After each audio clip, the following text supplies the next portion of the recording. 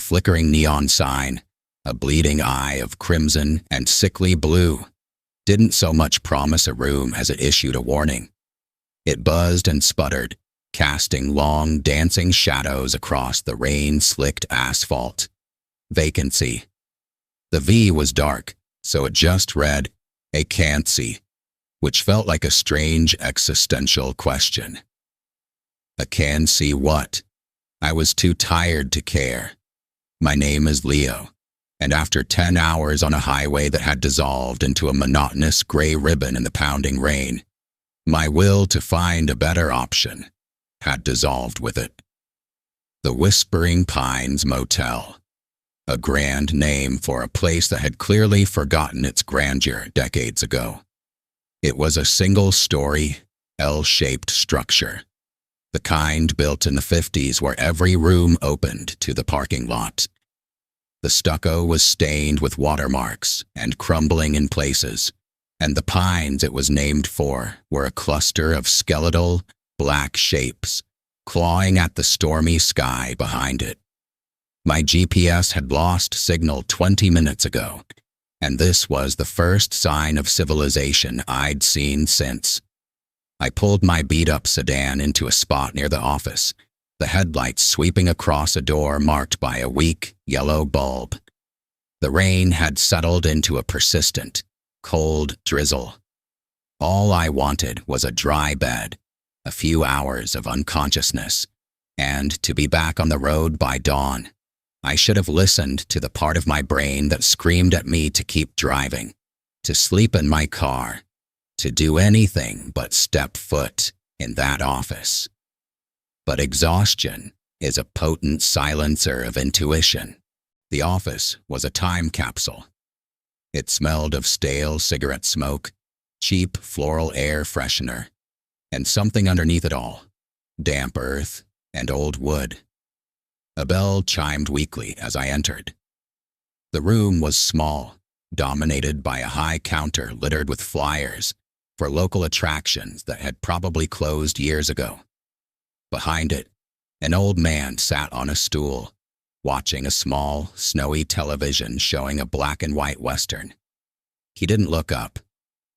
"Need a room," I said, my voice sounding too loud in the cramped space. He moved slowly, as if each action required immense concentration. He was gaunt, with liver-spotted skin and eyes that were pale and watery. His name tag, pinned crookedly to a stained cardigan, read Ira. "One night?" he asked, his voice a dry rustle. "Yeah, just one." He slid a yellowed registration form and a cheap ballpoint pen across the counter. The form asked for the usual: name, address, license plate. As I filled it out, I felt his eyes on me. It wasn't a curious look, it was an assessment. A weighing. "Cash only," he stated flatly. "Up front. Room 11, end of the row." He gestured with a bony finger toward the left wing of the motel. I handed over the crumpled bills. He didn't give me a key card. He gave me an actual, heavy brass key, attached to a large green plastic fob with the number 11 stamped on it. It felt cold and solid in my hand. "Quiet hours are 10 till 6, he said, his eyes drifting back to the television. "Don't disturb the other guests." I mumbled a thanks and headed back out into the drizzle. The parking lot was mostly empty. A rusted-out pickup truck was parked a few doors down, and a nondescript sedan was near the office. Room 11 was indeed at the very end, tucked into the corner where the motel's L-shape bent. Its proximity to the whispering dark pine forest felt intentional, like it was the room reserved for the least wanted guest. The key turned in the lock with a loud, grinding clunk. The door swung inward with a groan, releasing a wave of cold, musty air. The room was exactly what I expected. Shag carpeting that might have been orange in a former life, now a matted brown, wood-paneled walls. A queen-sized bed with a chenille bedspread in a pattern of faded mustard yellow and brown. A painting of a sad-looking clown hung over the bed, its eyes seeming to follow me. The air conditioning unit under the window rattled ominously, but it was silent now. I threw my duffel bag on the scratchy armchair in the corner and did a quick perimeter check. Standard motel procedure. Lock the door, secure the chain, check the bathroom. The bathroom was a study in pink tile and weak water pressure. The mirror was spotted and silvered at the edges. I looked pale, my eyes shadowed with fatigue. It was then that I heard the first whisper. It was so faint I almost dismissed it as the wind outside or the creaking of the old building. But it wasn't. It was a voice. Muffled, indistinct, but undeniably a voice. It seemed to be coming from the wall shared with room 10. "Can't stay here." I froze, my breath catching in my throat. I pressed my ear against the cold wood paneling. Silence. Maybe I was more tired than I thought. My mind was playing tricks.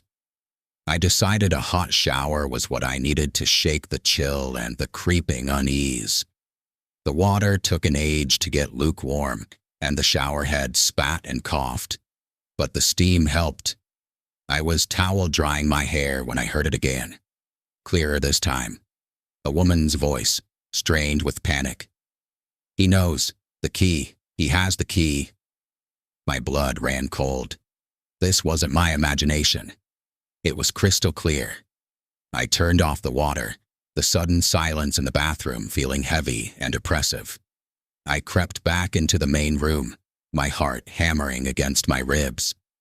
I pressed my ear to the wall again. Nothing. Then a soft, rhythmic scratching. Not from the wall. From the door. It was the sound of fingernails, slowly, deliberately, dragging down the outside of my door. I stood paralyzed, my eyes fixed on the door, on the sliver of darkness beneath it. The scratching stopped right outside. I saw a shadow block the light from the parking lot for a moment. Then it was gone. My fight or flight response kicked in. This was it. This was the moment in the horror movie where the idiot protagonist does something stupid. I wasn't going to be that guy. I grabbed the heavy brass key, my phone, and my car keys. I was getting the hell out. I'd demand a refund from the creepy old man and drive until I passed out. I unchained the door, unlocked it, and yanked it open, ready to confront whatever was out there. The walkway was empty. The drizzle fell through the hazy glow of the security lights. There was no one there. I looked down. Lying on the worn welcome mat was a single, old-fashioned hairpin, bent out of shape. Confused, I picked it up. It was cold. I looked up and down the row of doors. All were dark, their curtains drawn. The only sound was the distant hum of the highway I'd left and the sighing of the wind in the pines. Maybe it was kids. A prank. It had to be. Shaken, I stepped back inside and re-locked the door, this time shoving the rickety room chair under the knob for good measure. My plan to leave evaporated. The rain was coming down harder now, and the thought of driving on those dark, winding mountain roads was more terrifying than a scratching noise. I decided to try and sleep. I turned off the main light, leaving only the dim lamp on the nightstand on.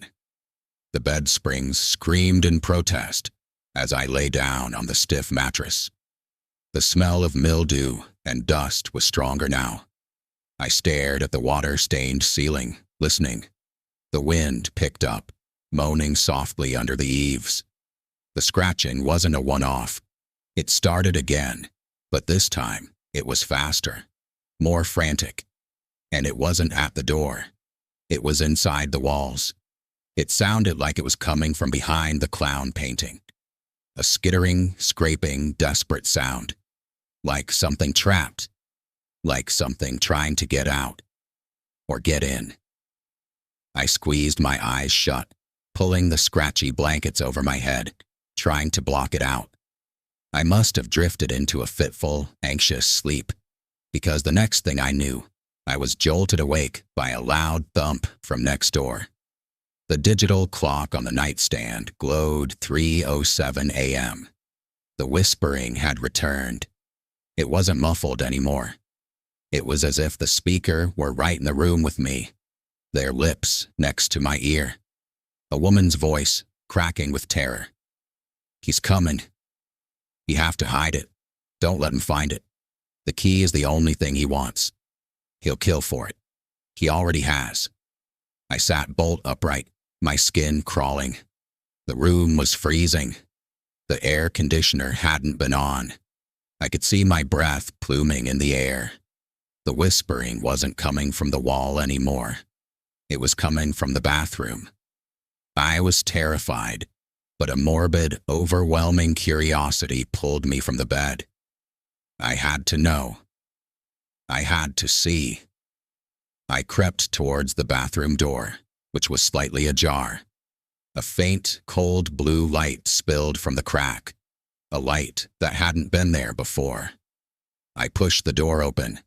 The bathroom was gone. It wasn't the same bathroom I'd showered in. The pink tiles were there, but they were clean, gleaming under the weak, blue-tinged light of a single bare bulb hanging from the ceiling. The mirror was clear, not spotted. The room was icy cold, and the air smelled sharply of bleach and something else, a coppery, metallic tang.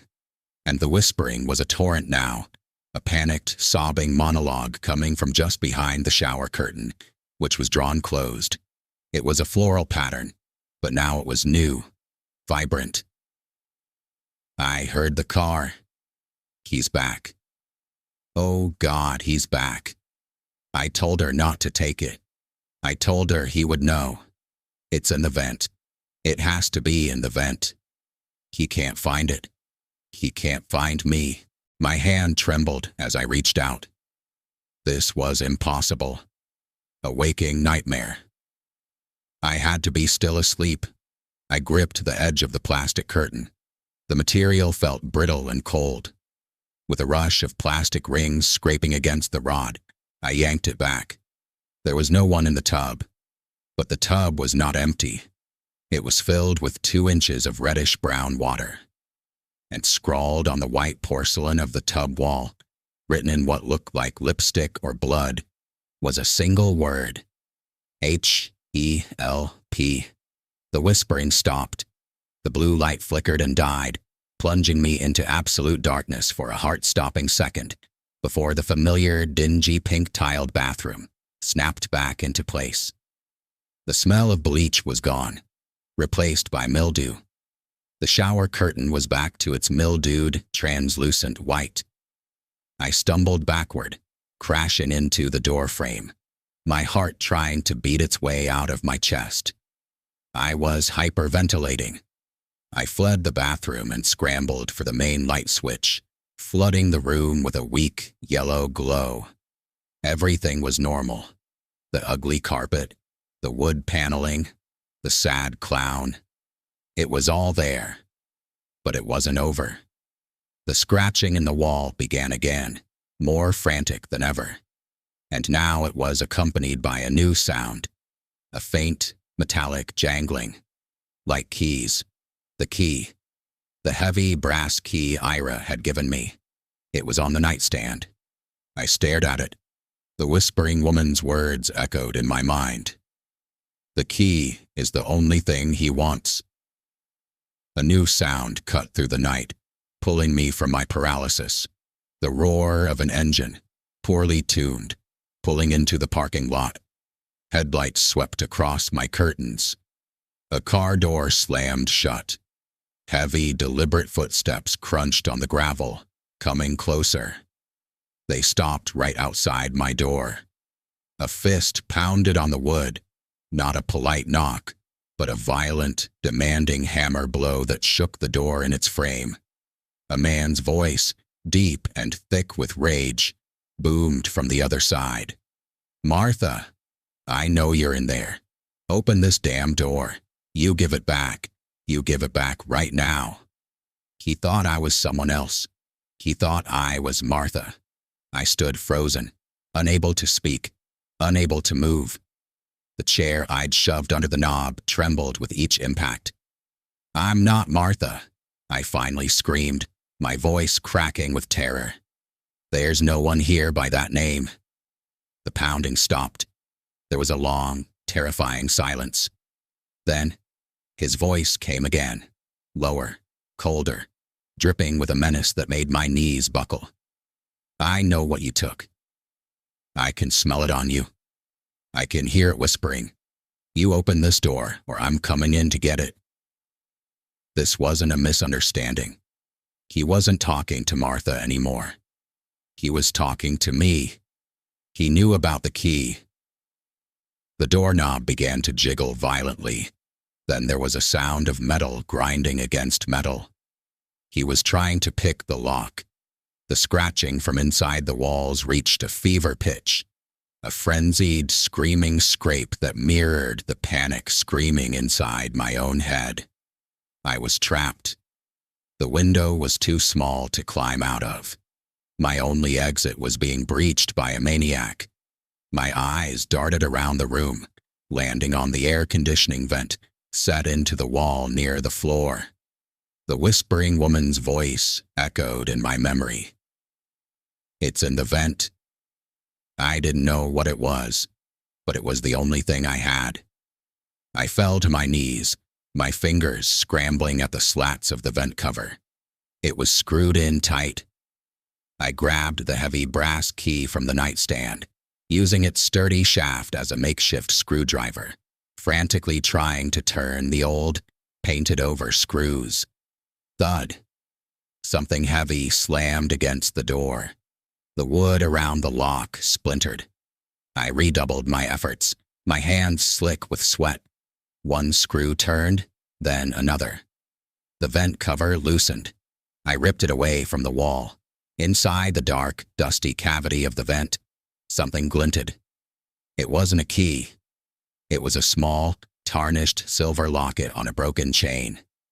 And nestled right next to it was a single human molar. Outside, the door gave way with the explosive crack of splitting wood. The chair skidded across the floor. The door flew open and slammed against the wall. He stood silhouetted in the doorway, a giant of a man, broad-shouldered, holding a long, heavy tire iron. The parking lot light behind him hid his features in shadow, but I could feel his rage emanating from him, like heat from a furnace. He took a step into the room, his work boots crunching on the shattered pieces of the doorframe. His eyes, adjusted to the darkness, locked onto mine. Then they dropped to my hands, to the locket, and the tooth I held, clutched in my trembling fingers. A guttural, inhuman sound of pure fury erupted from his throat. He raised the tire iron. It was the tooth.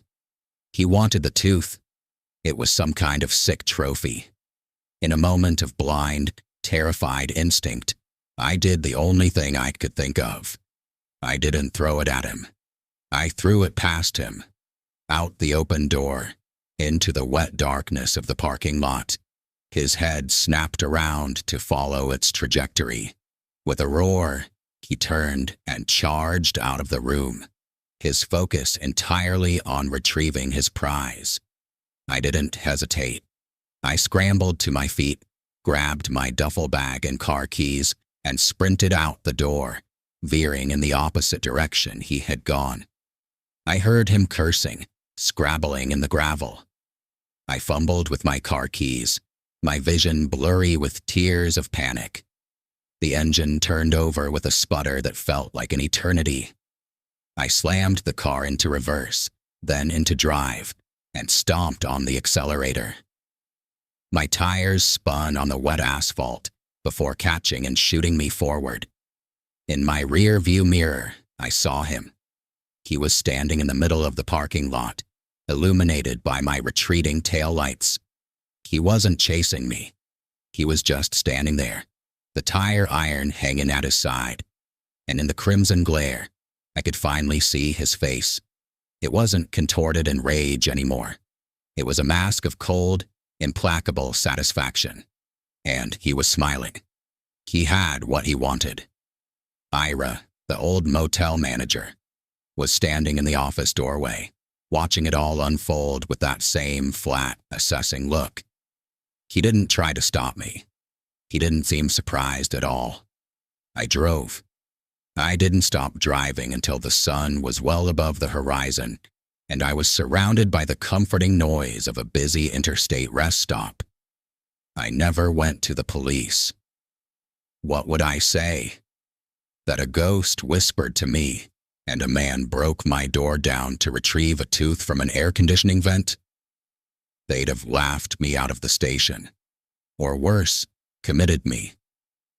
I did some research later, when the tremors had mostly subsided. The Whispering Pines Motel had a history, a long one. Back in the late 1970s, a man named Harlan Briggs was suspected in the disappearance of his wife, Martha, and her sister, but nothing was ever proven. No bodies were ever found. The case went cold. Briggs died in a state penitentiary 10 years later on an unrelated assault charge. He'd been the live-in handyman at the motel at the time of the disappearances. The motel's owner at the time was a man named Ira Schofield. The current owner's name is Ira Schofield Jr. I still have the locket. I couldn't bring myself to throw it away. It feels like a grave robbery. Sometimes, in the dead of night, when my apartment is too quiet, I think I can hear a faint, desperate whisper on the very edge of hearing. It never says words anymore. It's just a sound. The sound of a woman weeping. I don't regret the terror of that night. I don't even regret the money I lost on the car door repair and the motel room I destroyed. I regret ever putting my ear to that wall. I regret picking up that hairpin. I regret unlocking a door that should have remained forever closed. Because some doors, once opened, can never truly be shut again. They let things in. And worse, they let things out. My regret isn't for going to that motel. My regret is for becoming a part of its story, forever trapped in its endless, whispering night.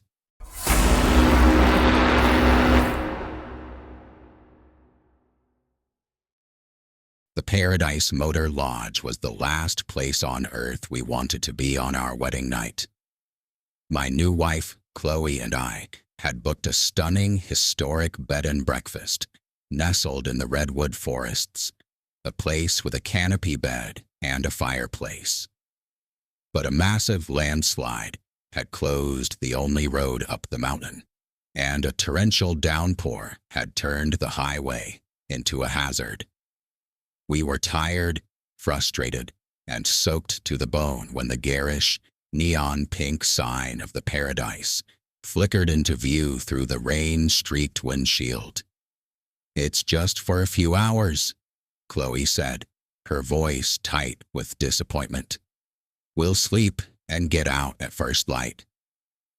The name was a cruel joke. The Paradise was a 2-story U-shaped motel that had clearly seen better decades. Its stucco was stained. Its pool was empty and filled with murky rainwater and dead leaves, and the neon sign buzzed like an angry insect. The only room available, the clerk told us with a leering smirk, was the honeymoon suite. On the top floor. Of course it was. We took the key, a real, heavy key, and dragged our luggage up the concrete staircase. Our room was at the very end of the balcony, overlooking the dark, skeletal shape of the empty pool. Room 217, the honeymoon suite. I turned the key and pushed the door open, a hollow feeling in my stomach that had nothing to do with hunger. The room was a monument to failed romance. It was large, dominated by a circular bed with a garish red velvet headboard and a shag carpet that was the color of dried blood. A faux crystal chandelier hung from the ceiling, coated in dust, and a large heart-shaped jacuzzi tub took up one corner of the room, its white surface yellowed with age. The air smelled of stale perfume, mildew, and chlorine, a sickly sweet combination that made my eyes water. "Oh my God," Chloe whispered, a hysterical giggle bubbling up in her throat. "It's something else." We were too exhausted to be truly horrified. We just dropped our bags and decided to make the best of it. The jacuzzi, surprisingly, worked.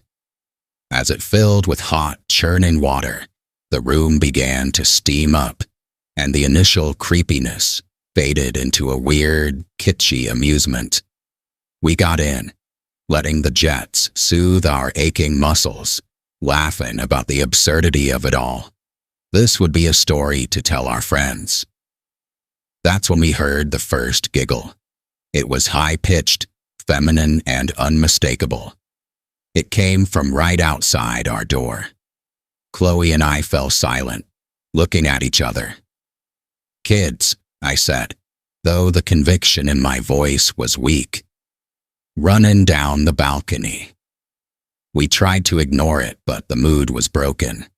We got out of the tub and got ready for bed. The circular bed was as uncomfortable as it looked, the mattress dipping severely towards the center, forcing us to roll into each other. The chandelier was off, but the red LED numbers of the clock radio cast a faint, bloody glow across the room. 11:59 p.m. The giggling started again. This time, it wasn't outside the door. It was in the room with us. It was light, airy, and seemed to come from the corner where the jacuzzi was. Chloe's hand found mine under the sheets, her grip vice-tight. "Did you hear that?" she breathed. Before I could answer, the giggle came again, closer this time, right next to the bed. It was followed by a soft, whispering sigh, a woman's voice, young and playful. "I'm so happy for you." We both shot up in bed, fumbling for the lamp on the nightstand. The light flooded the room, revealing nothing. The door was still chained, the curtains drawn. We were alone. "This isn't funny," Chloe said, her voice trembling. "This place has given me the creeps." We decided to leave. We wouldn't sleep. We'd just drive through the rain until we found another place. Any place. As we hurriedly dressed and packed, the noises continued. Not just giggles now. The sound of bare feet padding across the shag carpet. The distinct clink of a champagne flute. A soft, romantic melody, like something from an old music box that seemed to emanate from the walls themselves. We were almost packed when the faucet on the jacktub turned on by itself. Not the jets. The hot water faucet. A torrent of steaming water poured into the empty tub, the sound deafening in the silent room. I rushed over and turned it off, my heart hammering. The room fell silent again, except for the dripping of water. That's when we saw it. The steam from the tub had condensed on the large mirror above the vanity. Written in the condensation, in a delicate, swirling script, were two words: "Just kiss Chloe." Let out a small, choked cry. "I can't do this. Let's go." Now we grabbed our bags and headed for the door. I unlocked it, pulled it open, and stopped dead. The balcony outside was gone. Where the rain-soaked concrete walkway and the rusted iron railing should have been, there was only a thick, impenetrable bank of white fog. It didn't look like fog. It was too still, too solid, like a wall of cotton. It absorbed the light from our room, giving nothing back. There was no sound of rain, no distant highway hum, just a dead, Absolute silence. What? What is this? Chloe whispered, clutching my arm. I took a tentative step forward, reaching my hand out. The fog felt cold and strangely resistant, like pushing through cobwebs. I couldn't see my own hand once it passed the threshold. It's some kind of freak weather, I said, my voice lacking all conviction. A ground fog. It'll pass. We stood there for what felt like an eternity, staring into the silent, white void. The door to room 216, next to ours, was only 10 feet away, but it was completely swallowed by the fog. We were isolated on a tiny island of reality, with nothing but this awful, romantic nightmare behind us. We retreated back into the room and shut the door, locking it. The atmosphere inside had changed. The playful, teasing quality was gone, replaced by something cloying, possessive, and deeply sad. The music box melody started again, but now it was slow, distorted, like a record player dying. The temperature in the room plummeted. Our breath plumed in the air. The red light of the clock radio flickered. 3:03 a.m. The closet door on the far side of the room creaked open slowly. We watched, paralyzed, as something began to emerge. It wasn't a person. It was a dress. A wedding dress from another era. Lace, high collar, long sleeves. But it wasn't on a hanger, and it wasn't on a person. It was filled, animated by an invisible presence. The sleeves moved as if containing arms. The skirt rustled as if over legs. It hovered a few inches above the floor, drifting into the center of the room. The giggle echoed again, but it was broken now, a wet, gurgling sound that choked into a sob. The dress turned slowly, as if regarding us. Then, the torso of the dress crumpled slightly, the arms folding inwards, in a posture of utter heartbreak and despair. A dark, stain-like patch began to bloom over the lace bodice, spreading rapidly, turning from a faint shadow to a deep, unmistakable crimson. The distorted music swelled, becoming a dissonant screech of metal on metal. The dress began to drift towards us, the bloody stain weeping a dark, viscous fluid that dripped onto the red shag carpet, disappearing into the pile. Chloe screamed, a raw sound of pure terror. The sound broke the spell. I grabbed the heavy brass key from the nightstand. I wasn't going to fight a ghostly dress. I was going to fight the door. "The window!" I yelled. The room had one window, next to the door, overlooking the balcony and the pool. It was painted shut. I slammed the heavy key over and over into the old, rotten wood of the window frame, chipping away at it, while behind me, Chloe continued to scream. The cold in the room was intense, and the smell of perfume had been completely overpowered by the coppery, thick smell of blood. The dress was almost upon us. I could feel a freezing cold radiating from it, a cold that sucked the air from my lungs. With a final, splintering crack, the window broke free. I shoved it open. The wall of fog was still there, but it was our only way out. "Go, now!" I shouted, pushing Chloe towards the opening. She scrambled out into the fog, disappearing instantly.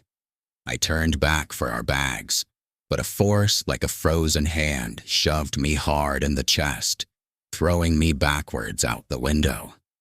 I tumbled through the freezing, silent whiteness, completely disoriented, falling. I didn't fall far. I landed with a jarring impact on something hard and cold and wet. I was lying in the deep end of the empty swimming pool, surrounded by cracked concrete and dead leaves. The fog was just gone. The rain was back, falling steadily. Above me, the light from room 217 spilled out onto the empty balcony. The window was open, the curtains flapping in the rain. There was no sign of the dress, no sign of the fog. It was just a run-down motel in the rain. Chloe was okay. She had landed in the shallow end of the pool, bruising her knee and shaking her up badly. We didn't go back for our things. We ran to our car, fish-tailed out of the parking lot, and didn't stop until we found a crowded, brightly lit 24-hour truck stop diner 50 miles down the road. We sat in a vinyl booth, shivering despite the heat, drinking terrible coffee and not speaking. The shock was too profound. Weeks later, once the nightmares had subsided to a manageable level, my curiosity got the better of me. I looked into the history of the Paradise Motor Lodge. The records were sparse, but I found a digitized archive of a local newspaper from 1968.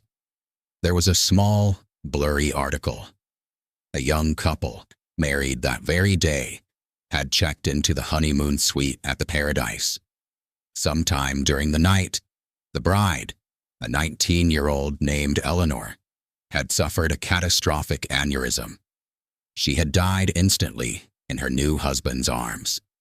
The article quoted the grieving husband, who said the last thing she did was giggle at a joke he told, then sigh and whisper, "I'm so happy," before collapsing. The stain on the dress. The giggle cut short. The whispered happiness. She wasn't malicious. She was trapped. A moment of perfect, youthful joy, frozen in time, repeating forever in that tacky, tragic room. She wasn't trying to scare us. She was trying to share her happiness. She was trying to have her wedding night. And our presence, our own joy and frustration, had somehow invited her in, allowed her to manifest in her desperate, lonely loop.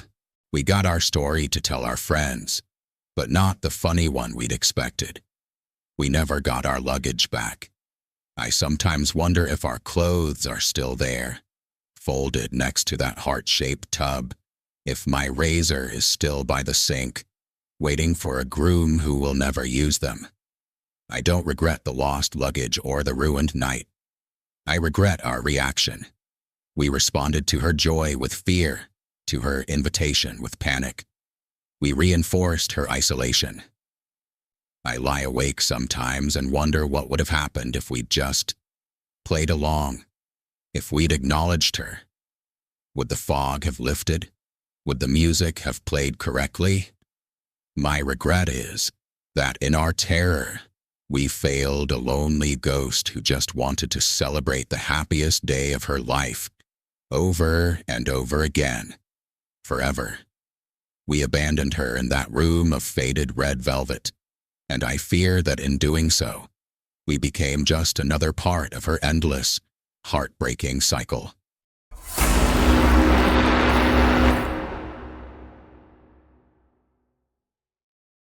The Sunset Vista Motel was a liar.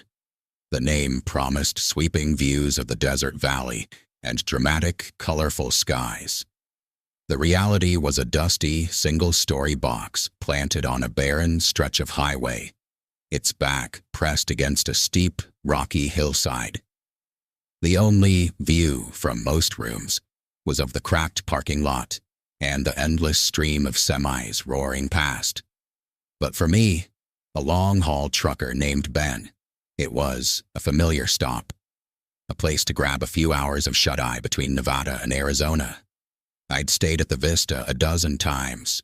It was cheap, it was quiet, and the showers were reliably hot. This trip, the usual clerk was gone. A young woman with tired eyes and a name tag that said Maya handed me my key. "Room 9, she said, not looking up from her phone. "End of the row, quietest one." I grunted a thanks and headed out. She was right. Room 9 was the last room before the highway gave way to empty desert and the land began its sharp climb into the hills.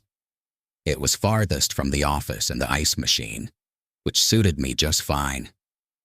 I parked my rig, grabbed my overnight bag, and let myself in.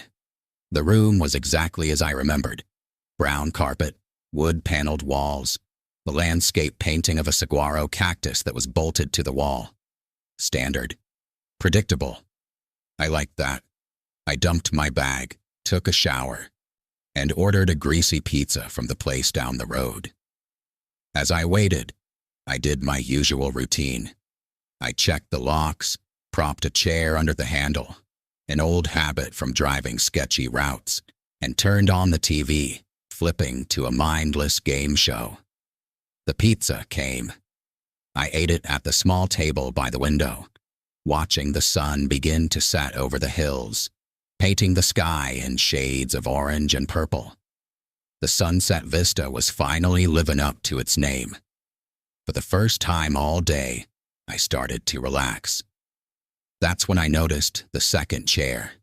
It was at the table, pushed opposite mine. A simple, straight-backed wooden chair, identical to the one I was sitting on. I hadn't pulled it out. I was certain of it. I always just used one.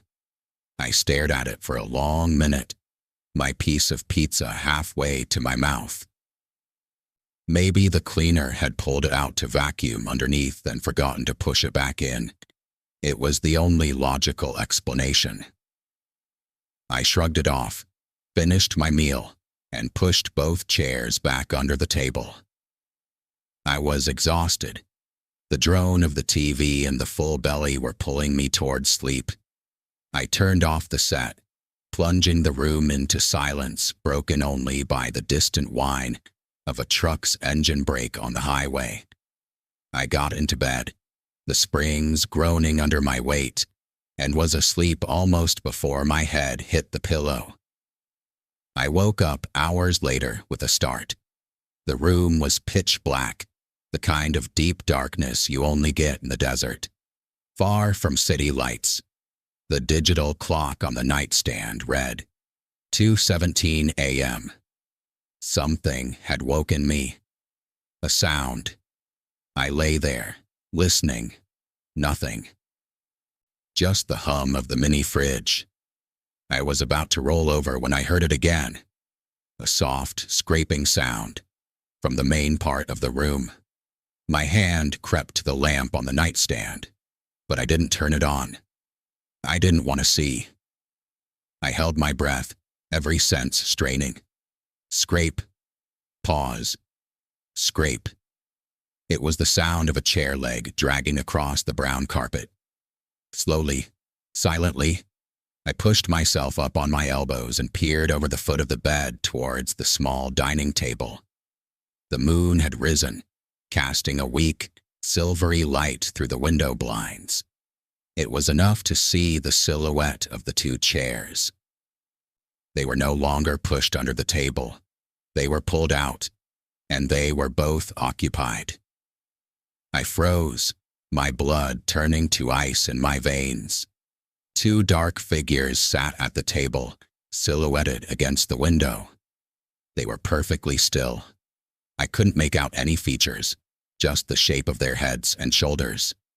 They were just sitting there, as if they were watching the moonlit desert view. My mind raced. An intruder? Two intruders? But how? The door was locked and chair-propped. The window was closed and locked. I hadn't heard a thing until the scraping. I remained motionless, barely breathing, watching them. They didn't move. They didn't speak. They just sat. 5 minutes passed. 10. My muscles began to cramp from the tension, but I was too terrified to move. This was a standoff I hadn't agreed to. Then the figure on the right slowly turned its head. Not towards me, toward its companion. The movement was stiff, unnatural. A low, wet sound echoed in the silent room. A sound like lips smacking together, trying to form a word.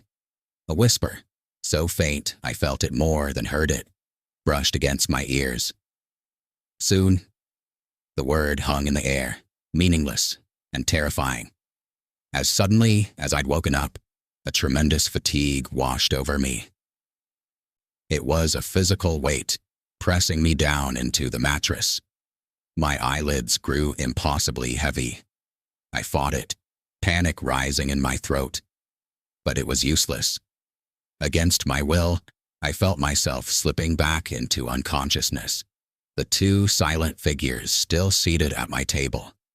I woke with the sun blazing through the blinds. I was alone. I sat bolt upright, my heart pounding. The room was normal.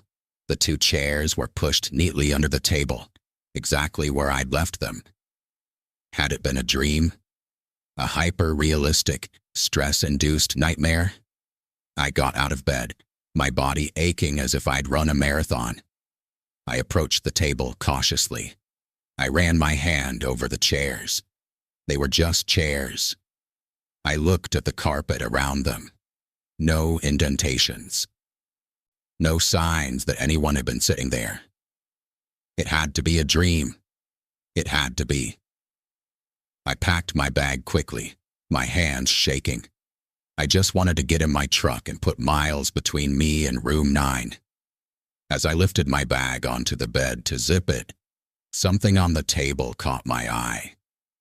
A single, long gray hair was lying on the formica surface, right in front of where one of the figures had been sitting.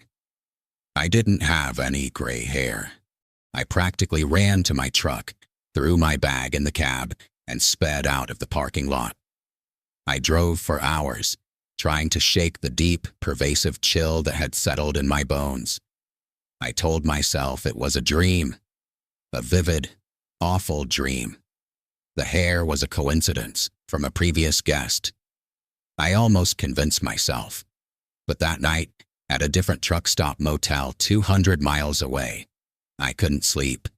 Every creak of the building, every murmur from another room, made me jump. I finally drifted off around 3 a.m., and I woke up at exactly 2:17 a.m. The room was dark. The digital clock glowed its confirmation. My heart sank like a stone. Yeah, I didn't want to look. I squeezed my eyes shut. Scrape. Pause. Scrape. I forced my eyes open. They were back. The two figures at the small table in this new, anonymous room, silhouetted against the cheap polyester curtains. Just sitting, watching. This time, the fear was different. It wasn't the shock of the first time. It was a colder, deeper horror. This wasn't tied to a place. It was tied to me. I didn't move. I just watched them, tears of frustration and terror welling in my eyes. This was my life now. This was my new routine. The figure on the right turned its head again. That same stiff, unnatural movement. The wet, smacking sound. A whisper, slightly clearer this time. So soon. And again, the overwhelming, unnatural fatigue pulled me down into a black, dreamless sleep. I woke up feeling more tired than when I'd gone to bed. It happened again the next night, and the night after that. No matter where I slept, a different motel, the sleeper cab of my truck, even my own apartment during a week off. I would wake up at 2:17 a.m. to the sound of the chair scraping. They would be there. My silent, nocturnal roommates. I stopped fighting the fatigue. It was easier to just let it take me. Their visits never lasted more than a few minutes. They never moved. They never looked at me. They just sat and whispered their cryptic fragment and left. But the whispers were changing. They were getting clearer. It will be soon. He will be here soon. I was a prisoner of the clock. My life became a countdown to 2:17 a.m. I stopped taking long-haul routes. I was too sleep-deprived, too jumpy. I started drinking to try and sleep through it, but it never worked. The compulsion to wake up was absolute. I was sitting in my apartment, a week after it all started, staring at a wall. I hadn't slept properly in days. I looked terrible. I felt worse. The fear had been replaced by a numb, resigned dread. Who were they? What did they want? Why me? On a desperate whim, I Googled Sunset Vista Motel and Room 9. The results were mostly travel sites, but buried on a second page was a link to a forgotten true crime forum. The post was from years ago. The title made my blood run cold. Cold case: elderly couple vanishes from Sunset Vista Motel, 2001. I clicked on it with trembling hands. The post was brief. An elderly couple, Arthur and Margaret Evans, had been traveling through Arizona to visit their grandchildren. They had checked into the Sunset Vista Motel. They were assigned Room 9. They were never seen again. Their car was found in the parking lot. Their belongings were still in the room. There were no signs of a struggle, no forced entry. They had simply vanished. The police had no leads. It was as if they had walked out into the desert and been swallowed by the earth. The forum poster had uploaded a single, grainy black and white photo from a newspaper archive. It showed a smiling, elderly couple standing in front of a car. Arthur had a full head of white hair. Margaret's hair was long and gray, tied back in a bun. I stared at the photo. I saw the kind wrinkles around their eyes. I saw the way Arthur's hand rested protectively on Margaret's shoulder. And I knew with a certainty that hollowed me out. They weren't watching The View. They were waiting. They were waiting for someone to come for them. And their endless, nightly vigil had somehow latched onto me, the latest guest in their room, the one who had disturbed their waiting. That night, in my own bed, I didn't try to sleep. I sat up, waiting for 2:17 a.m. The digital clock ticked over. 2:16, 2:17. The room didn't just get cold, it got old. The air smelled suddenly of dust and desert air and faint, floral perfume. The scraping sound was faint, but it was there. They were at my small kitchen table, their forms more solid than ever before. I could see the outline of Margaret's bun, the stoop of Arthur's shoulders. I didn't feel fear this time. I felt a profound, aching sadness. I spoke, my voice a dry croak. "Who are you waiting for?" The figure of Margaret turned her head, not the stiff, unnatural movement from before. This was slower, smoother. She was looking right at me. I could feel her gaze, ancient and tired. Her lips didn't move, but her voice was clear in my mind, a dry rustle like desert wind over stone. "He said he would come back for us. He said he would take us to see the view."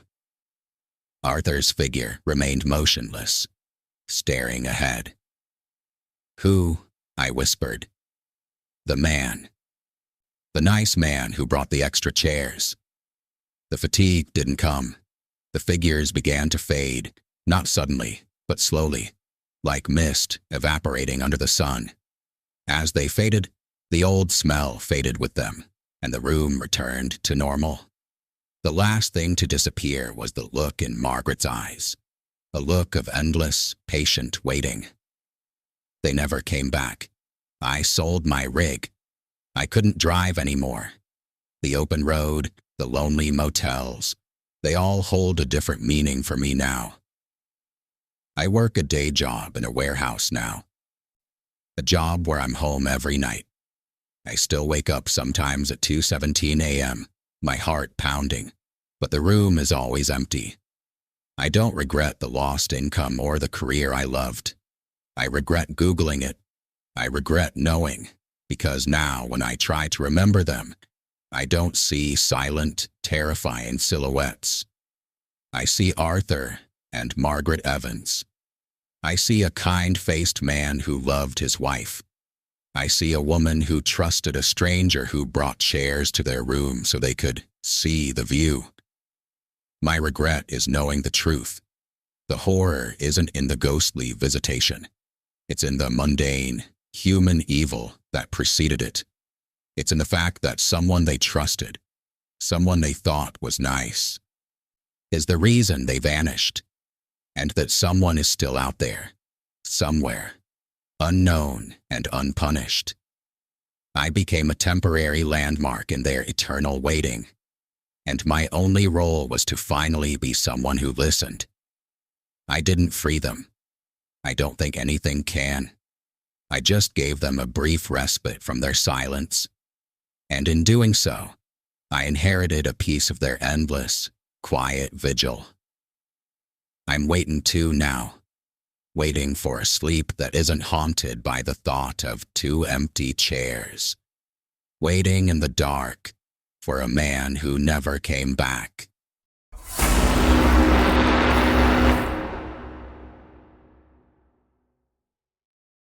The Starlight Motel wasn't a destination. It was a punctuation mark in a sentence of endless asphalt. For me, a freelance photographer named Eli, it was a cheap place to crash after a long day shooting a forgettable corporate retreat in an even more forgettable town. The retreat had been a special kind of hell, a masterclass in forced enthusiasm and bad coffee. All I wanted was a cold beer from the cooler in my trunk, a lumpy motel bed, and silence. The Starlight promised all three. It was a single-story pea-green building shaped like a hollow square, with a weed-choked courtyard in the center containing a sad-looking swimming pool covered in a dark tarp. I checked in with a clerk who barely glanced up from her romance novel, paid in cash, and was given the key to room 22. Ice machines around the corner next to the vending machines, she'd mumbled, pointing a languid finger down the walkway. I found my room, dumped my gear, and retrieved my beer. The desert night was cooling down rapidly, and the idea of a cold drink was heaven. I grabbed the plastic ice bucket and headed out. The walkway was poorly lit, pools of darkness gathering between the weak yellow glow of the overhead lights. The ice machine was exactly where she'd said, in an alcove next to a soda machine humming like a beehive, and a snack machine with mostly empty coils. The ice machine was an ancient behemoth, a hulking white unit with scratched sides and a dented metal chute. It groaned to life the second I pressed the button, a sound of grinding gears and laboring motors that seemed far too loud in the quiet night. Ice clunked noisily into the bin. I filled my bucket, the cubes shockingly cold against my fingers, and turned to leave. That's when I saw the little girl. She was standing at the far end of the walkway, just at the edge of the light, watching the covered pool. She couldn't have been more than 7 or 8, wearing a faded yellow sundress with little daisies on it, despite the evening chill. Her hair was in 2 messy braids.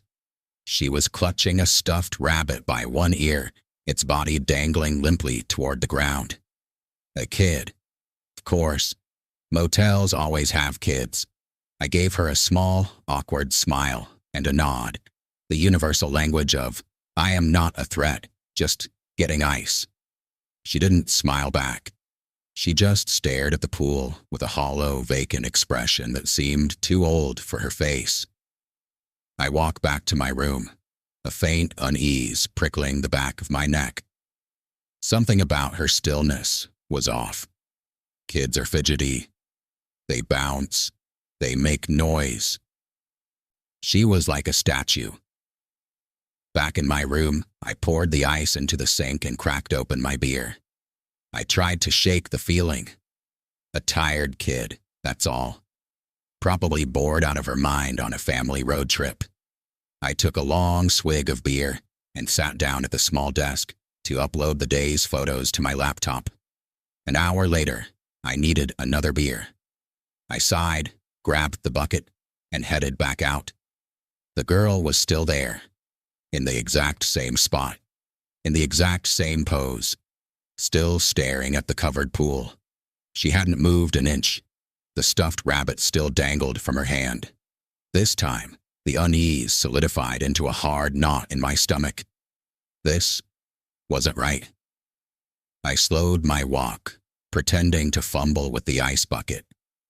"Hey there," I said, my voice softer than I intended. "You okay? You looking for your parents?" Her head turned slowly, mechanically, towards me.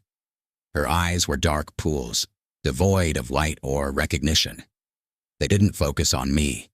They seemed to look through me. She didn't speak. She just stared for a long, uncomfortable moment, then slowly turned her head back towards the pool. A cold dread, separate from the ice in my bucket, washed over me. I hurriedly filled the bucket, the machine's groan suddenly sounding aggressive and threatening. I kept my eyes on her the whole time. She didn't move.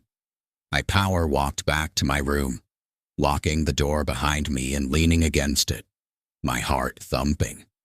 I drank the second beer too fast, trying to logic my way out of the fear. Maybe she was autistic. Maybe she was sleepwalking. There were 100 explanations that didn't involve the supernatural. But my photographer's eye kept returning to the details. The outdated style of the dress, the unnatural pallor of her skin in the bad light, the utter lack of any sound or movement from her. She was like a photograph, a still image. I couldn't focus on my work. I kept getting up and peering through the peephole. She was always there, a lonely sentinel in a yellow dress. Around 11 p.m., I needed to use the bathroom. I opened my door a crack just to check. She was gone. A wave of relief, so potent it made me lightheaded, swept through me. See? Nothing. Her parents must have finally called her in. I walked to the bathroom, feeling foolish. On my way back, I glanced out the window that looked into the central courtyard, and I froze. She was standing directly in the center of the covered pool. She was on top of the blue tarp, which sagged under her negligible weight. She was still holding the rabbit, and she was no longer staring at the pool. She was staring directly at my window. Her face was a pale moon in the darkness. Her expression hadn't changed. It was still empty, still hollow, but her focus was now entirely, undeniably, on me. I stumbled back from the window, my breath catching in my throat. This was beyond sleepwalking. This was beyond any rational explanation. I closed the curtains with a frantic yank, my hands shaking. I spent the rest of the night sitting up in bed, with the lights on, listening to every creak and groan of the motel, waiting for a small knock on my door. It never came. The next morning, sunlight streamed through the curtains. The normalcy of it was jarring. I felt drained, ragged. I packed my things quickly, desperate to leave. As I carried my bags to the car, I avoided looking at the courtyard. I didn't want to know if she was still there. I threw my bags in the trunk and went to return the key to the office. The same clerk was there, reading a different novel. "Check out?" she asked without looking up. "Yeah," I said, my voice rough. I slid the key across the counter. I hesitated. I had to ask. "Hey, last night, there was a little girl in a yellow dress with a stuffed rabbit. Is she a guest here?" The clerk finally looked up, her brow furrowed in confusion. Then her expression cleared, and she let out a short, dismissive laugh. "Oh, her. Yeah, don't worry about her." "What do you mean?" I pressed, a new kind of chill seeping into my bones. She shrugged, going back to her book. She's just the owner's kid. She's special. Has a thing for that old pool. Always has. She's harmless. Harmless. The word should have been comforting. It wasn't. It felt like a dismissal of something I knew, in my gut, was very wrong. I got in my car and drove away, watching the Starlight Motel shrink in my rearview mirror. I tried to put it out of my mind.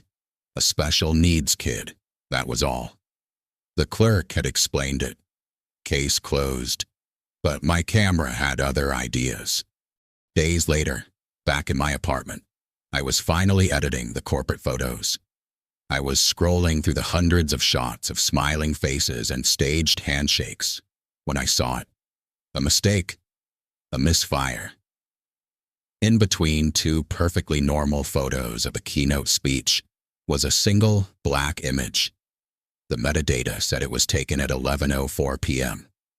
The exact time I looked out my window at the Starlight Motel. My heart started to hammer. I never take photos with the lens cap on. It was a blank, black frame. I almost deleted it, but something stopped me. I opened the photo in my editing software and began to play with the levels, dragging the exposure slider all the way up. If a digital photo is completely black, increasing the exposure can sometimes reveal faint details that were captured but weren't visible, a technique called lifting the shadows. The blackness began to resolve into shapes, grainy, washed out, but unmistakable. It was a view through a window. My window. The blue tarp of the pool was visible below, and standing in the center of it was a pale, blurred figure in a yellow dress. My hand was trembling so hard I could barely control the mouse. I kept adjusting the sliders. Contrast, clarity, sharpness. The image clarified. It was her, but it wasn't. The photo wasn't from my perspective, looking out. It was from her perspective, looking in. The image was a perfectly framed shot of me, through my own window. My face was a mask of sheer terror as I stared out into the night. I was the subject of the photograph, and she wasn't holding a stuffed rabbit anymore. In the overexposed, grainy image, the thing dangling from her hand by one ear was too large, too misshapen. It wasn't stuffed cloth. It had matted fur, and a dark, glistening stain spread across its chest where its stuffing should have been. The rabbit was real, and it was dead. The horror of it wasn't just the image itself. It was the impossible perspective. She hadn't just been watching me. She had, in some way I couldn't comprehend, taken a picture of me, with my own camera, from 50 feet away, through a closed window. I scrambled away from my desk, knocking my chair over backwards. I was hyperventilating. I grabbed my phone, my first insane impulse to call the motel, to scream at the clerk, to demand the truth. But I stopped. What would I say? Your owner's special child is a ghost who takes photos with dead animals? They'd hang up. Or worse, they'd laugh. I looked back at the screen. The image was still there. My terrified face, frozen in time, a trophy shot. I understood then. The clerk hadn't been dismissive to reassure me. She'd been dismissive because she knew. They all knew, and they were used to it. She wasn't the owner's special kid. She was the motel's permanent, parasitic resident. And their story was a shield to placate the guests who saw her, to explain away the strange occurrences, to stop anyone from asking too many questions. I deleted the photo. I erased it from the hard drive, then used a program to wipe the sector clean. I wanted no record of it. I wanted to believe it had never happened. I never accepted another job that would take me through that part of the desert. I still have nightmares about that place, not of a monstrous figure, but of a little girl in a yellow dress, standing perfectly still, holding a dead thing. The nightmares are always silent. She never moves. She just watches. I told a friend about it once, when I'd had too much to drink. He laughed it off. Dude, you were tired.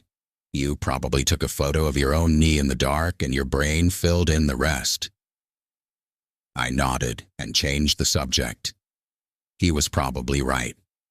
But I know what I saw on that screen. I know the cold, clinical precision of that image. It wasn't a dream. It was a photograph.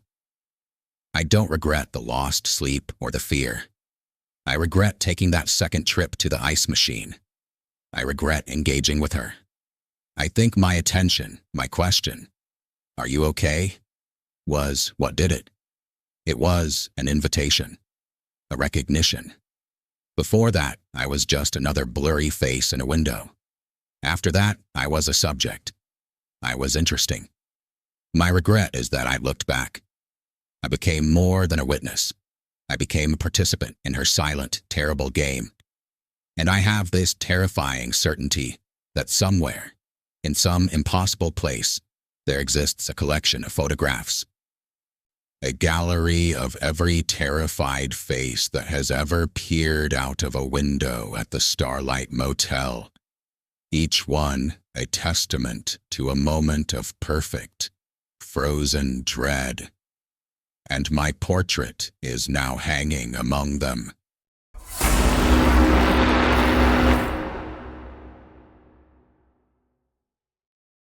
The rain wasn't falling. It was attacking. A solid horizontal sheet of water that turned the winding mountain road into a treacherous river.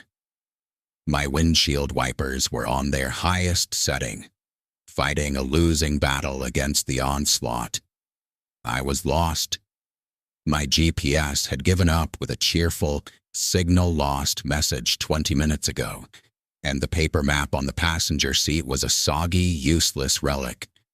My name is Sarah, and I was on what was supposed to be a scenic drive to a friend's cabin. It had become a survival horror game.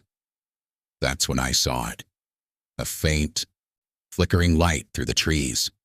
A sign.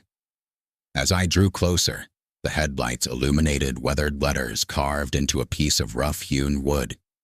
The Way Station Inn. Below it, a hand-painted arrow pointed down a narrow, muddy track. It wasn't a choice. It was a necessity. I turned, my car sliding precariously before the tires found purchase. The track led to a clearing where a large, 3-story lodge stood, looking like something out of a Gothic novel. It was built of dark timber and fieldstone, with a steeply pitched roof and a wide porch. Light glowed warmly from behind lace curtains. It looked like salvation. I sprinted through the downpour and pushed open the heavy oak door. A bell jingled overhead. The interior was exactly what the exterior promised.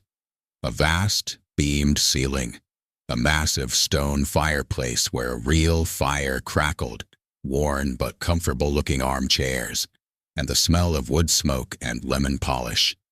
It was charming. It was perfect. An elderly woman emerged from a back room, wiping her hands on an apron. She had a kind, wrinkled face, and spectacles perched on the end of her nose. "Goodness, dear, you look half drowned," she exclaimed. Come in, come in." "Looking for a room?" "Please," I said, water pooling at my feet. "Just for the night. I just need to wait out this storm." Of course. I'm Agnes. Welcome to the Way Station." She smiled, but it didn't quite reach her eyes, which held a tired, perpetual sadness. She led me to a large ledger on the front desk. "Just sign here, dear. You're in luck. We have plenty of room." I scrawled my name, noticing the ledger was almost entirely empty. In fact, the only other entry on the page was from over a week ago. Agnes handed me a heavy, old-fashioned key with large brass tag numbered 7. "Third floor. I'm afraid the elevator's been out of order for a long time. The stairs are just through there." She pointed to a dark hallway. "You'll be our only guest tonight. Besides Mr. Albright, of course." "Mr. Albright?" I asked, shouldering my bag. A strange look passed over her face, a mixture of reverence and deep sorrow. "Oh, yes. Our permanent guest. Room 3B. Don't you worry about him, dear. He's very quiet. You'll never know he's there." The staircase was grand, but creaked with every step. The third-floor hallway was dimly lit by sconces with frosted glass shades, and the carpet was a deep, patterned red that swallowed sound. My room, number 7, was at the very end of the hall. It was spacious and clean, with floral wallpaper and heavy, dark furniture. It felt like stepping into my grandmother's house, a little stifling, but safe. I dried off, changed into warm clothes, and decided to go back downstairs. The thought of sitting by that roaring fire with a book was far more appealing than being alone in the quiet room. As I passed room 3B, I slowed down. The permanent guest. The door was identical to all the others, but it felt different. Older. The brass number was more tarnished. There was no sound from within. Downstairs, Agnes had disappeared, but a pot of tea and a plate of shortbread cookies were sitting on a table near the fire. A note beside it read, "For our guest." Help yourself. The kindness was overwhelming. I poured a cup of tea and settled into a large armchair, pulling a blanket over my legs. The fire was hypnotic. The storm raged outside, but in here, it was a distant rumble. I must have dozed off, because I was jolted awake by the sound of the grandfather clock in the corner chiming. It struck 11 times, each note deep and sonorous. And on the 11th chime, I heard it. A faint, rhythmic sound from upstairs. Scrape, drag, scrape, drag. It was the sound of someone, or something, slowly, painfully, walking down the third-floor hallway. The sound of a leg that didn't work properly being pulled across the carpet. My blood went cold. Mr. Albright. He was moving. I sat frozen in my chair, listening. The sound moved past the staircase and stopped right outside my door. Room 7. I held my breath. There was a long, agonizing pause. I could picture him standing there, just on the other side of the wood, listening to me breathe. Then the scraping, dragging sound started again, moving back down the hallway until it faded away. A few moments later, I heard a door open and close, softly. Room 3B. My heart was pounding. It was just a man, I told myself. An elderly, infirm man. Agnes said he was quiet. She didn't say he was a sleepwalker. I finished my tea, but the cozy magic of the room was gone. The firelight now cast long, grasping shadows. I went back upstairs, moving as quietly as I could. The hallway was empty. I paused outside 3B. I heard nothing. Not a snore, not a rustle of sheets. Just a profound, dead silence. Back in my room, I pushed the heavy dresser in front of the door. It was ridiculous, but it made me feel better. I fell into a fitful sleep, plagued by dreams of scraping, dragging sounds. I woke up with a start. The room was pitch black. The storm had finally passed. The digital clock on the nightstand was dark. A power outage. The only light was a sliver of moonlight coming through the window. And then I heard it again. Scrape, drag, scrape, drag. He was in the hallway again, right on time. I held my breath, waiting for him to pass my door. But he didn't. The sound stopped right outside. And this time, there was a soft, rasping sound.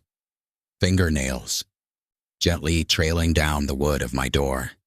Then a whisper. It was so dry and faint, it was like the sound of dead leaves skittering across pavement. "Can you help me?" I squeezed my eyes shut, pulling the covers over my head.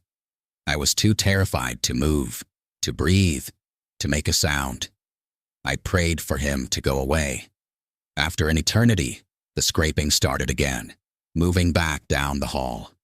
The door to 3B opened and closed. I didn't sleep another wink. As soon as the first gray light of dawn filtered through the window, I got up. The power was still out. I needed to get out of this place. I shoved the dresser away from the door and opened it a crack. The hallway was empty. I crept out, my bag in hand. I just had to return the key and get out. As I passed room 3B, I couldn't help myself. I stopped.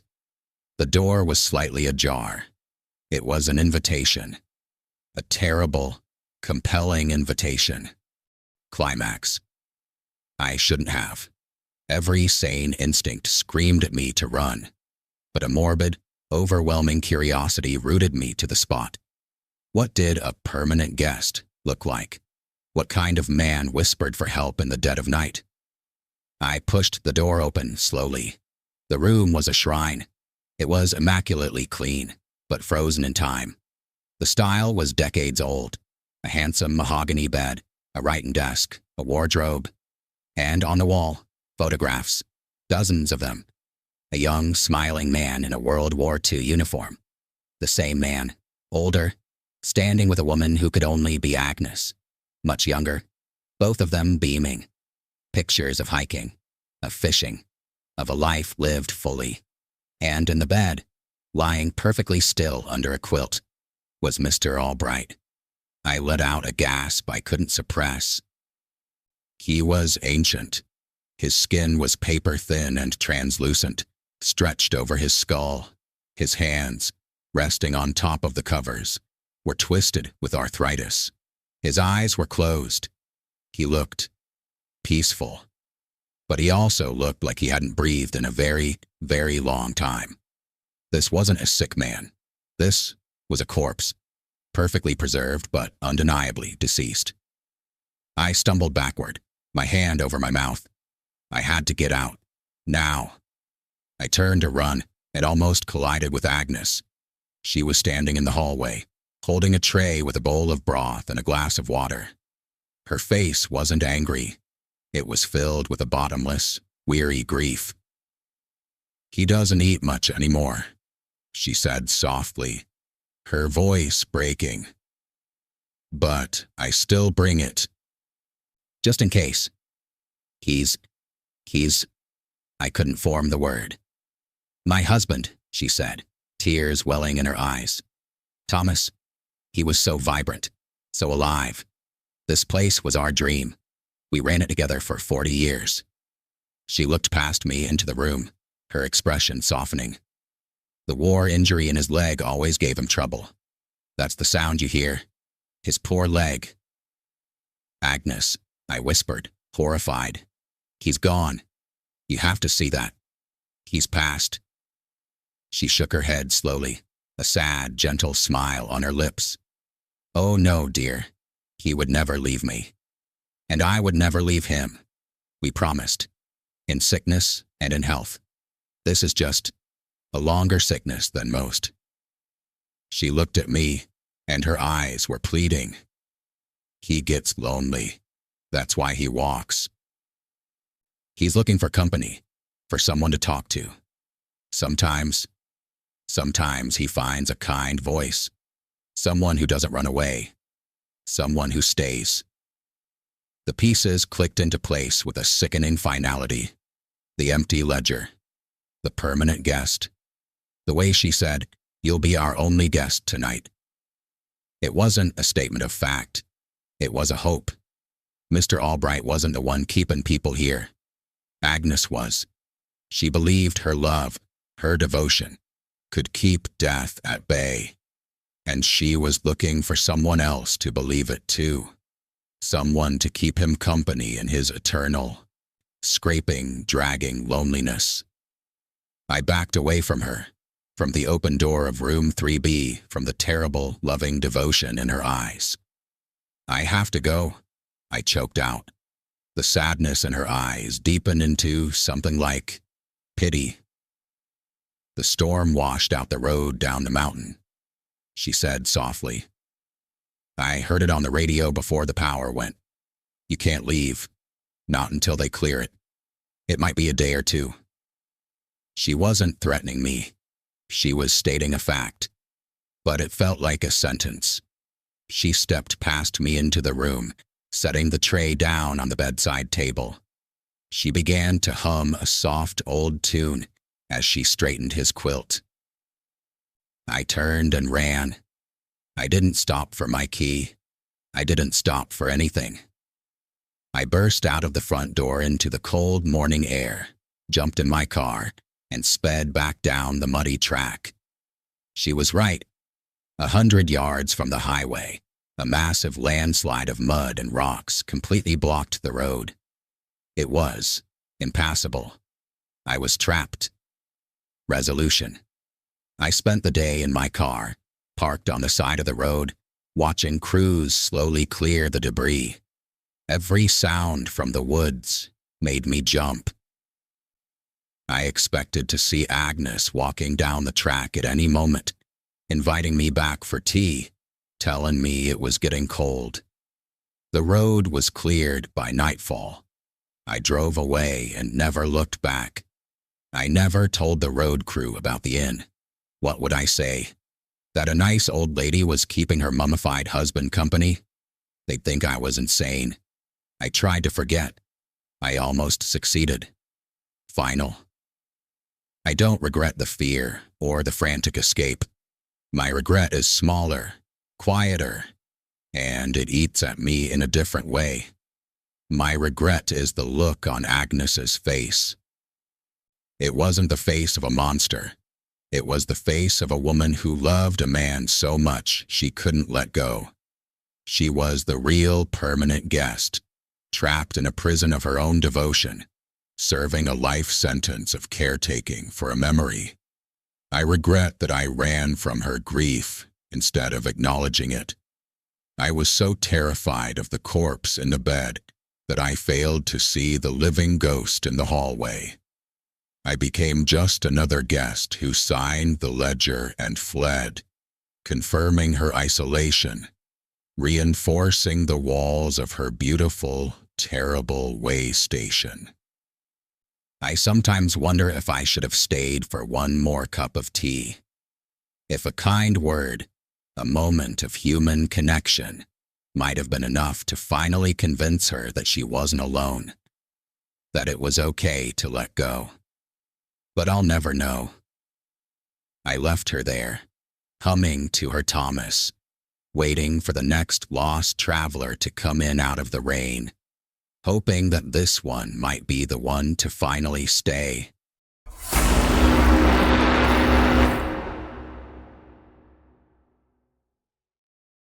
Hook. The Oasis Motel wasn't just a last resort. It was the resort after the last resort had burned down.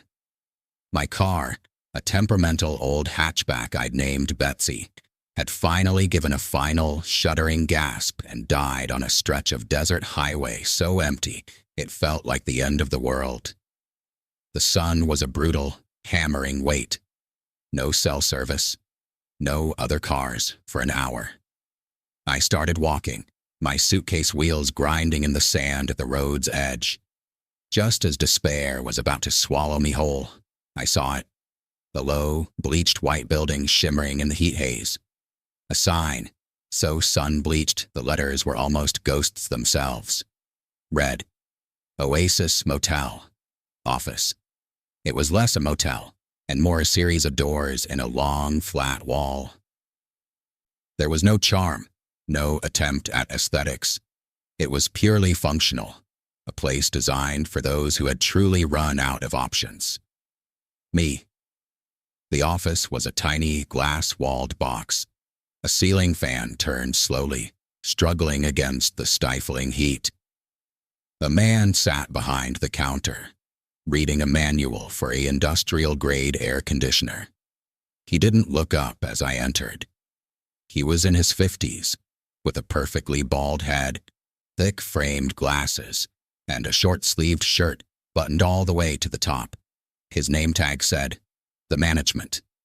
"Car trouble?" he asked, his voice flat, devoid of sympathy or curiosity. He still didn't look up.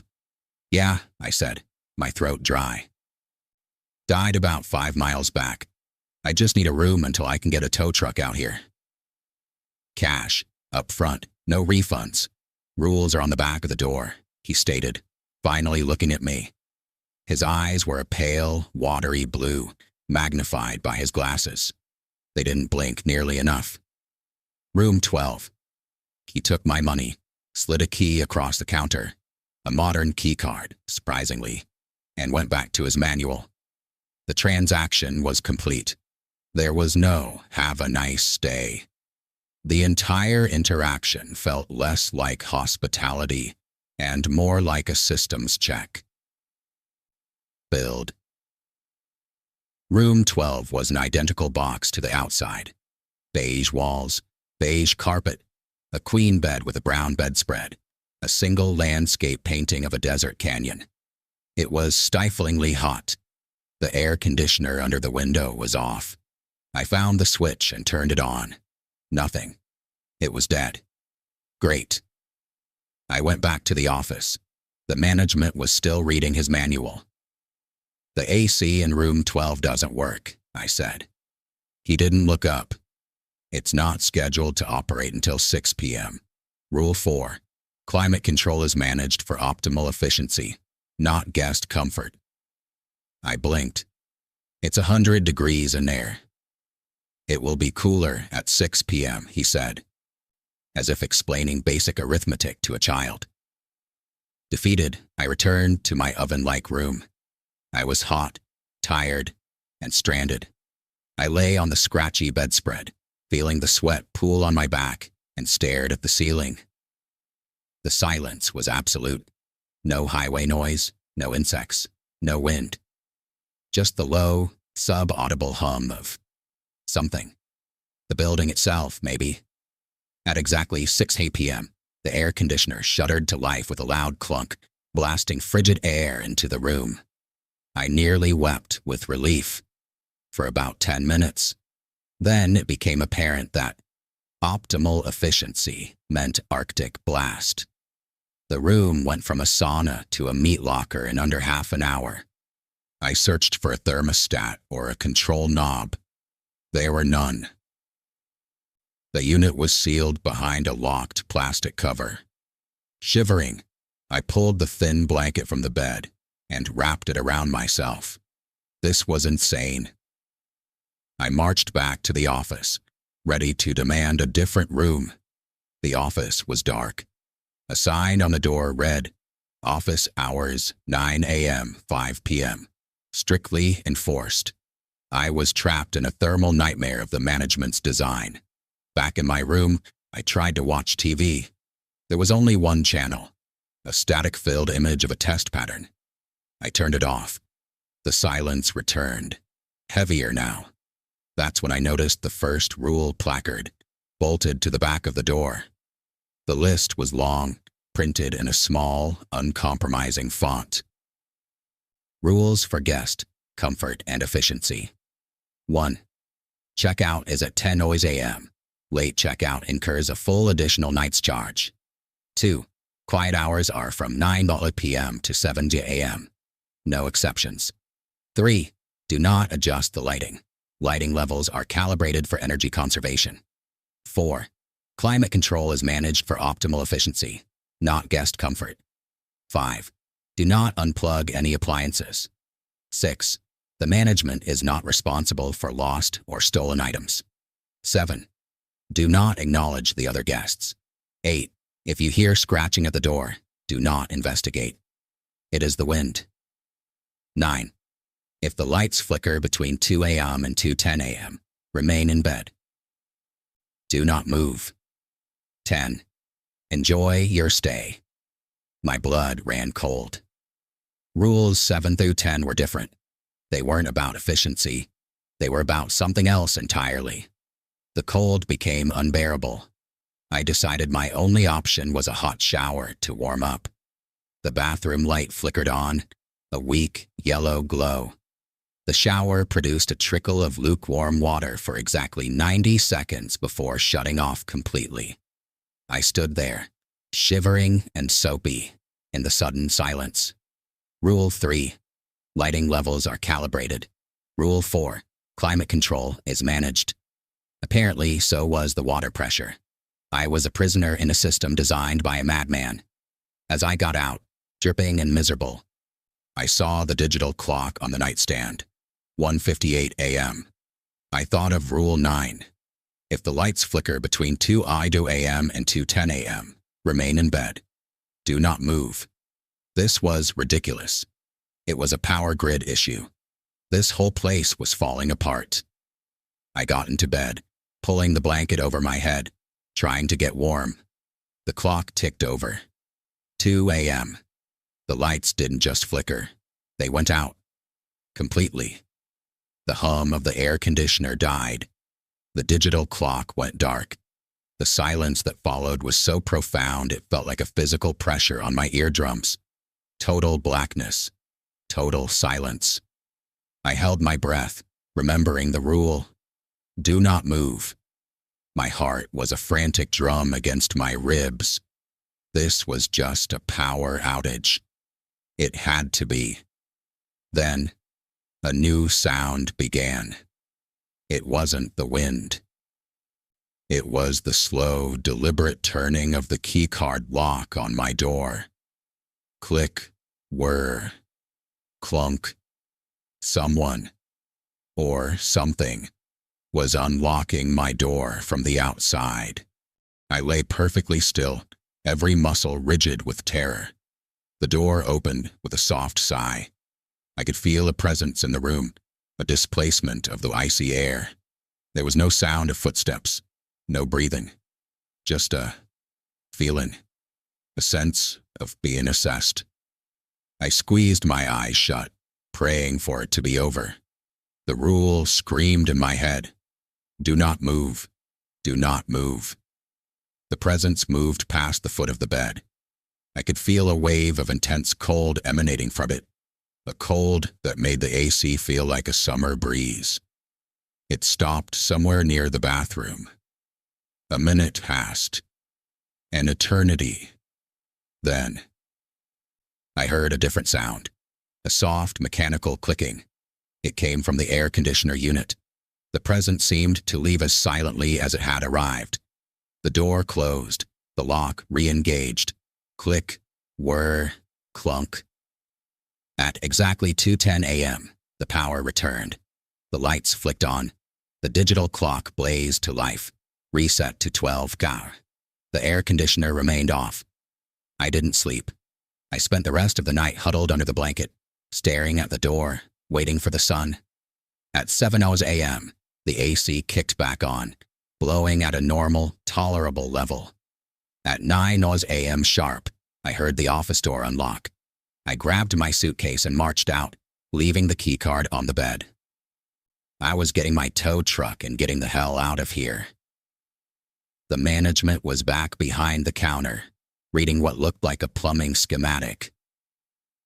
I need to call a tow truck, I said, my voice shaking.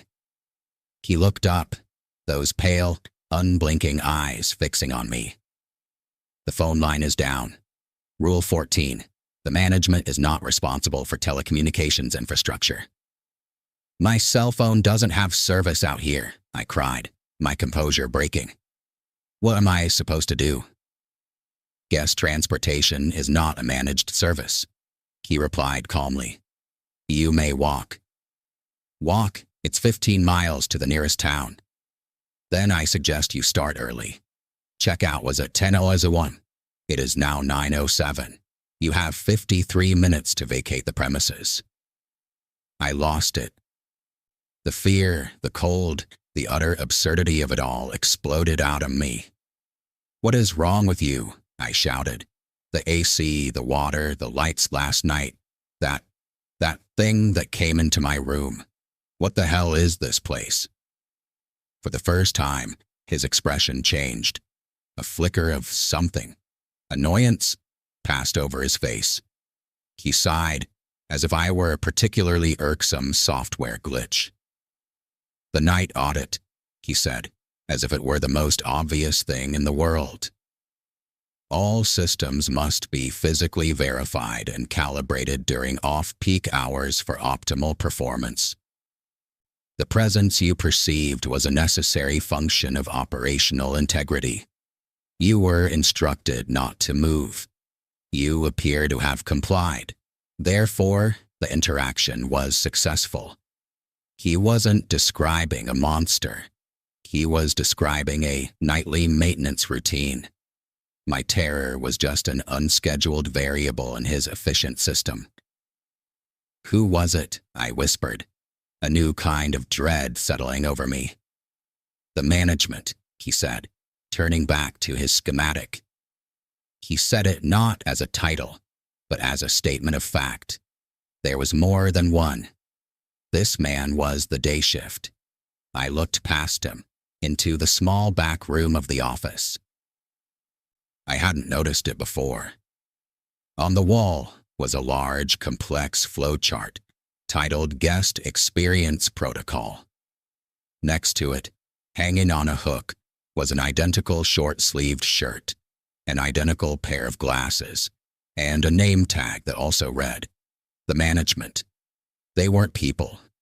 They were a function, a cold, unfeeling process wearing human skin. I backed away from the counter, from the thing that looked like a man. I grabbed my suitcase, and I ran. I didn't walk down the highway. I cut through the desert, scrambling over rocks, not caring about the heat or the distance. I just had to get away from that building and the things that ran it.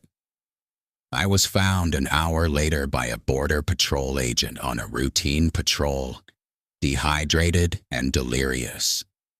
They brought me to a town, got me a tow truck for Betsy, who started up on the first try, of course.